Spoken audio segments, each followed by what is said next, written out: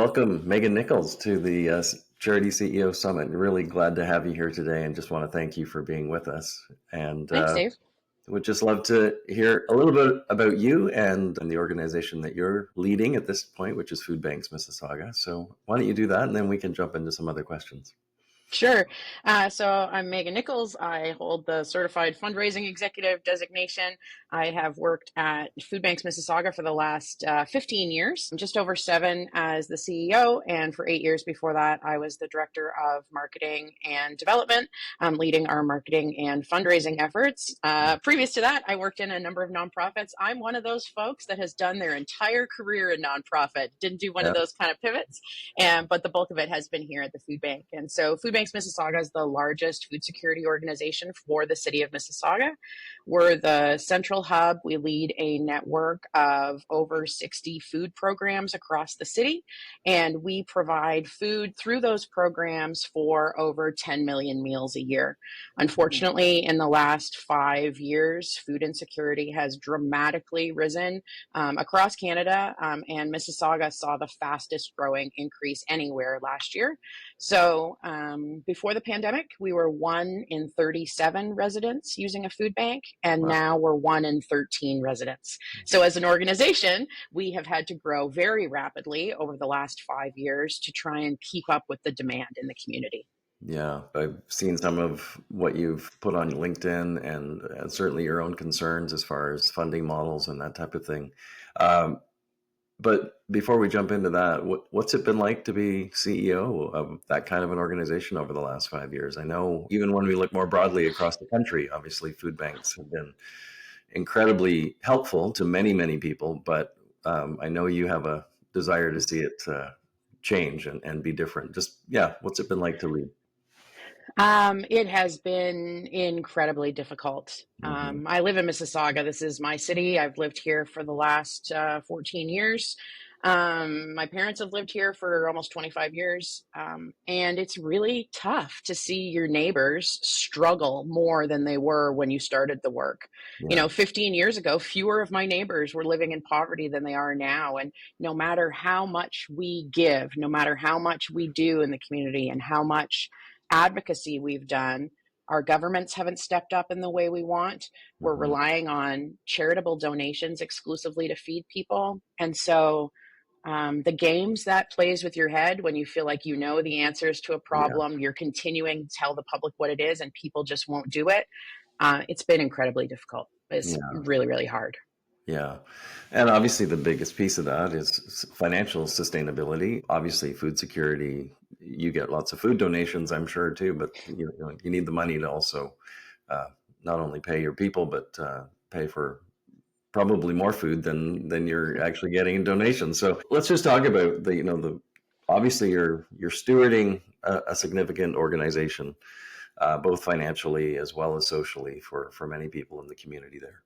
But, I would say we're at a crisis level as far as food banks across the country is concerned. And so how do you address the issue of sustainability for you as an organization and the movement, really, frankly, across Canada?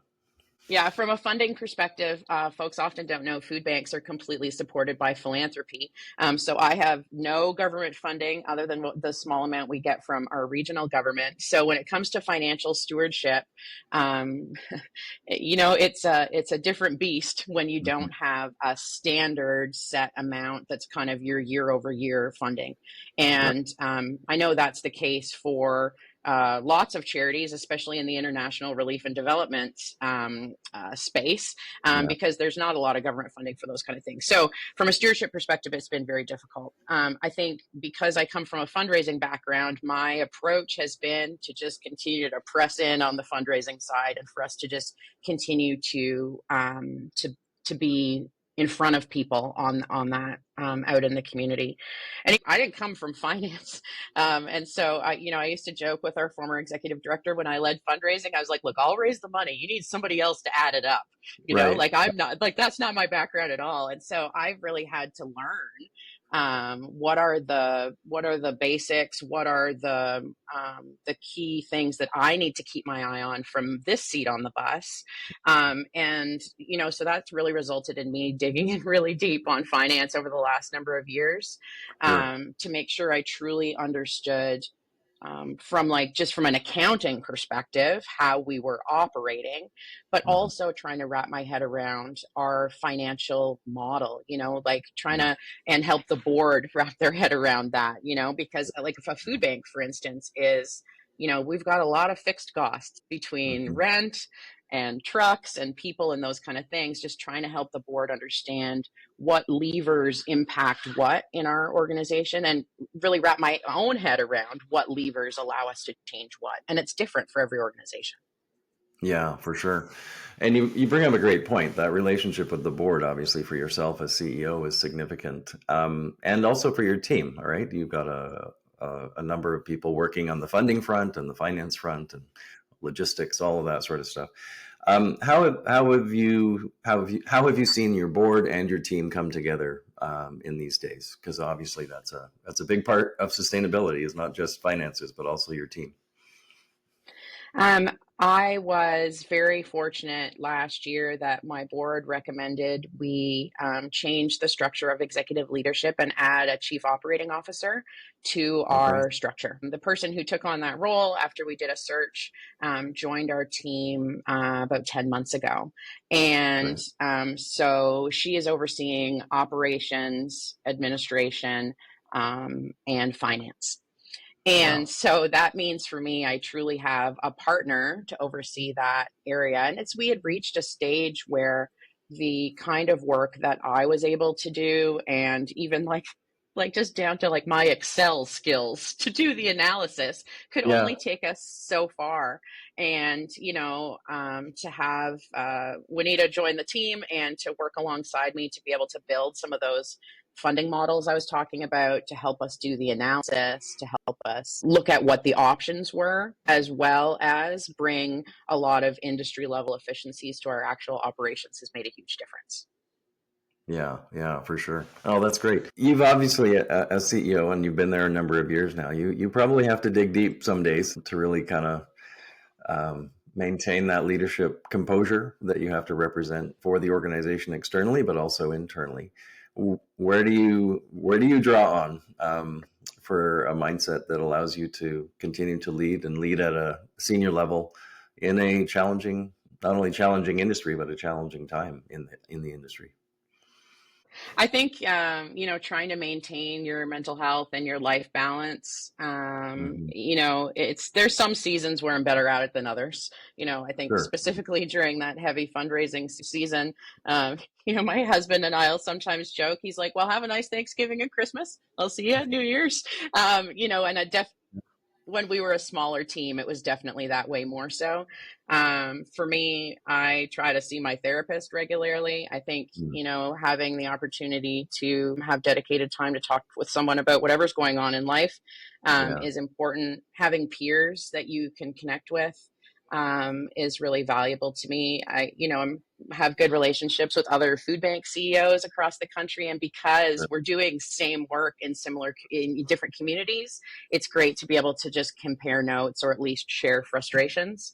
And I think too, it's your community of supporters. My husband's been alongside me along the way, and having a spouse and a family and folks who understand and can get behind you as a nonprofit leader.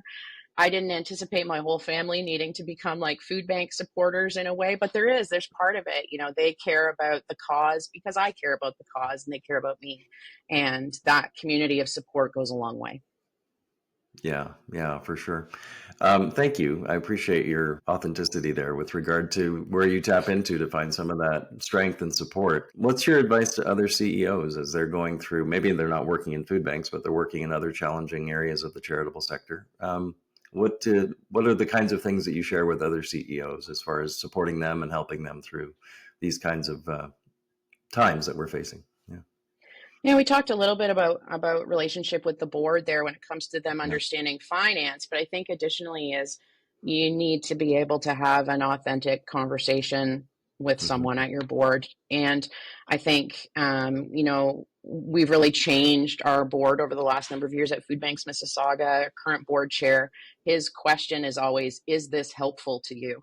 He Mm, wants to know that the work that the board does is helpful to me in the organization, not additional work to me in the wow. organization. Whew. And so that one alone, saying like, how can we come alongside you and being able to have those conversations, really makes a huge difference. Yeah. And so my encouragement to people is to try and be authentic with your board, which, Hmm. it's not easy because especially often folks who are leaders in their organization, you're a high performer. You want to Yeah. do well, you want to succeed and show success. Sure. But having your board in step with you and where you're at and what's hard and where you need support is the Mm, only way you're going to together move towards a sustainable situation for yourself as a human and the organization. And I'm saying things that I struggle with doing, but I know it's an important thing to do. yeah. Well, awesome. I'm glad you have that kind of a board chair. That really goes a long way to supporting you, and that's a huge value for sure. When you look at our sector today, and you sort of see down the road 5, 10 years, I know that's almost impossible to predict, but you probably have a sense of what it's been like over the last 10 years and where we're possibly going. Another area of sustainability might be mergers and amalgamations, not only from a financial perspective, but certainly from a talent perspective as well. Just curious if you're hearing any talk about that in the market. I know we've seen bigger examples of that with Cancer, and United Way and Habitat have done some of that amalgamation work. Do you see that happening across the food banks world, or do you see that as a useful consideration for the future? I think there are pros and cons to it, but there Hmm. are definitely going to be more. Um, I think mergers is like one extreme end of becoming one organization, but Yeah, everything from shared back office functions yeah, to shared service delivery models. Things aren't getting cheaper, yeah, and donations aren't even rising at the rate of inflation. And yeah, so we're going to have to just practically look for ways to be able to do the same with less or to be able to do more by with the same resources.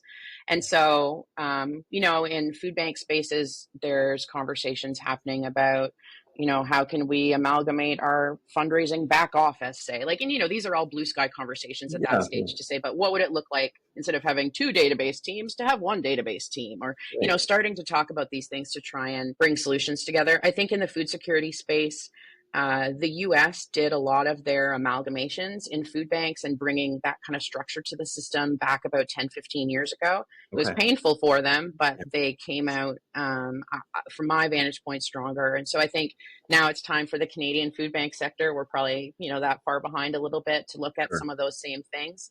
But I think when organizations like food security organizations in many cases have been operating in their community for almost as long as I've been alive. And so they have a history, they Yeah. have a legacy. And so Mhm, for organizations with deep community roots, mhm. that's the con for me is how do we not lose those deep community, volunteer, historical roots, while accessing those economies of scale for organizations. Yeah, But it all has to be in service of better serving clients. yeah, We can't allow mergers and amalgamations to be kind of the tail wagging the dog from the donor desire and yeah, allow it to have any negative impact on the people we serve. They can't afford any more negative impact. yeah. No, thank you. Legitimate for sure. You've talked about this, and you've already mentioned it in our conversation today. But what role should government be playing now? It sounds like you've been very much fundraising focused, and that's where most of the money has come from to support food banks so far. And presumably, it's not just Food Banks Mississauga; it's food banks across the country. Yeah. What is the role of government now? Because it is such a serious issue, and it's certainly politically hot as far as the need for food banks across the country. Could you give us a bit more detail of what you're thinking around that? hmm So there's both the federal and the provincial level of government have a responsibility in terms of food security. The thing that we have to remember is that the reason people need food banks is not because they don't have enough food, it's because they don't have enough money. Yeah. And so we need to be looking at income-based solutions. And so truly, we believe that our governments need to make investments in housing so that people Mhm. have a price on housing that's actually somehow closely linked to the amount of money that they have, Yeah. not like it is right now. We need to look at minimum wage and the job protections for workers, ability to negotiate, ability to bargain, to form a union, but also just the rate. And then what we've really seen is Canada's social safety net, which you like to believe that if you lost your job, Mhm. if you had a catastrophic illness, some kind of major scenario, that Canada has a government funded that we've paid into with our Yeah. taxes system to keep people from losing their homes, or losing their homes is really the bottom there. And those systems are not there. Only Mhm. 30% of people today who apply for EI get approved because Mhm. EI doesn't speak to the gig economy, how people work now. And so there's so many systems and structures that force people, that legislate them to use a food bank. If you have a disability, our provincial disability programs or our provincial welfare programs, the rates are so low, you're mandated into poverty. Mhm. And so from our view, I don't expect the government to pay for everyone's housing or to give everyone groceries. That's not what I'm saying. Yeah. But they are responsible for the conditions that allow people to do those things. Yeah. And that's what part of the Declaration of Human Rights is about. And so we're not meeting our duty as a country to our citizens to provide the circumstances where they can have the necessities of life for themselves and their family.